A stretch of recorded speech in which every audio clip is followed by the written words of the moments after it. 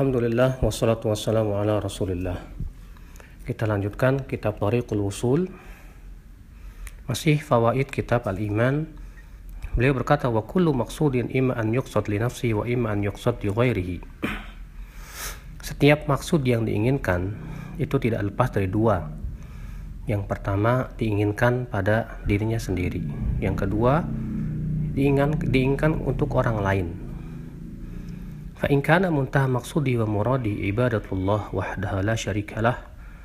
Kalau ternyata ujung atau tujuan maksudnya adalah ibadah kepada Allah, tidak ada sekutu baginya, dan bahwasanya dialah ilah yang ia sembah dan ia tidak menyembah selainnya, dan ia lebih dicintai olehnya dari segala sesuatu, maka apabila keinginannya itu berhenti kepada keinginan mengharapkan wajah Allah, maka perkara-perkara yang mubah pun menjadi diberikan pahala, ya allati yaqsudu bihal isti'anah ala ta'ah, di mana ia menjadikan perkara yang mubah itu sebagai wasilah kepada ketaatan. Maka yang seperti ini, kata beliau, diberikan pahala jika memang tujuannya adalah mengharapkan wajah Allah Subhanahu wa taala. Wa in kana aslu maqsudi ibadata ghairillah lam takunit thayyibat mubahatan lah. Tapi kalau ternyata asal maksud dia adalah beribadah kepada selain Allah, maka yang halal-halal pun tidak menjadi mubah buat dia. Karena Allah Subhanahu wa taala hanyalah memubahkan untuk kaum mukminin saja. Bahkan orang-orang kafir, ya, orang-orang yang senantiasa mengikuti dosa dan syahwat, yuhasabuna yaumal qiyamah, pasti mereka akan dihisab pada hari kiamat atas nikmat-nikmat yang Allah berikan kepada mereka, dan mereka tidak mensyukurinya dan tidak pula beribadah kepada Allah Subhanahu wa taala dengannya. Akan dikatakan kepada mereka, adhabatum thayyibatikum fi hayatikumud dunya wastamta'tum biha. Kalian telah menghilangkan atau telah menghabiskan kebaikan-kebaikan kalian dalam kehidupan dunia dan kalian telah menikmatinya dahulu di dunia. Surat Al-Ahqaf ayat 2. Wa amma idza fa'ala al-mu'min ma ubiha lahu qasidan lil 'udul 'anil harami ila al-halal. Adapun apabila seorang mukmin melakukan perbuatan yang mubah, di mana tujuannya adalah berpaling dari yang haram, ya, dan juga dikarenakan ia butuh kepada yang mubah tersebut, fa innahu yuthabu alaihi, maka ia diberikan pahala karenanya. Nah, ini perkara yang sifatnya mubah menjadi pahala apabila niatnya demikian.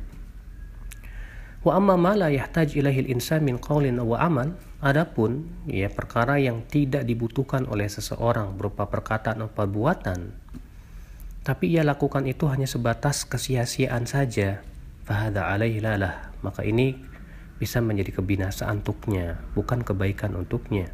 Sebagaimana disebutkan dalam hadis, kullu kalam ibni adam alaihi lalah illa amran bima'ruf aw nahyan 'an munkarin aw dzikrallah.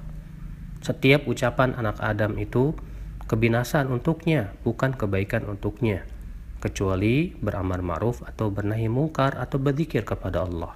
Juga Rasulullah SAW bersabda, "Wa man kana yu'minu billahi wal yawmil akhir falyaqul khairan aw liyasmut." Barang siapa yang beriman kepada Allah dan kehidupan akhirat, ucapkanlah kebaikan atau diam. Fa amaral mu'min bi ahadi amrain. Di sini Rasulullah memerintahkan seorang mukmin dengan dua perkara saja. Yang pertama, berkata yang baik, atau yang kedua, diam. Adapun kalau tidak ada manfaatnya, bukan berkata yang baik, itu kebinasaan untuknya. Walihadza kana qaulul khair khairan minas sukut an. Oleh karena itulah mengucapkan kebaikan lebih baik daripada diam darinya. Wasukutu anisyar khairan min qaulihi. Dan diam dari mengucapkan kata yang buruk lebih baik daripada mengucapkannya. Idz laisa min syarti ma alaihi an yakuna mustahiqan li adzabi jahannam wa ghadabillah bal naqasa qadruhu wa darajatu alaihi.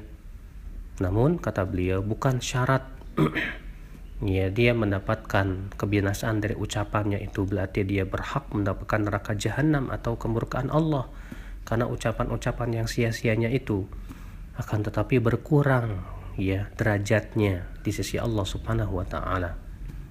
Karena perkara yang mubah sebetulnya tidak diberikan dosa, tidak pula diberikan pahala, tapi itu mengurangi derajat seorang hamba. Wallahu a'lam.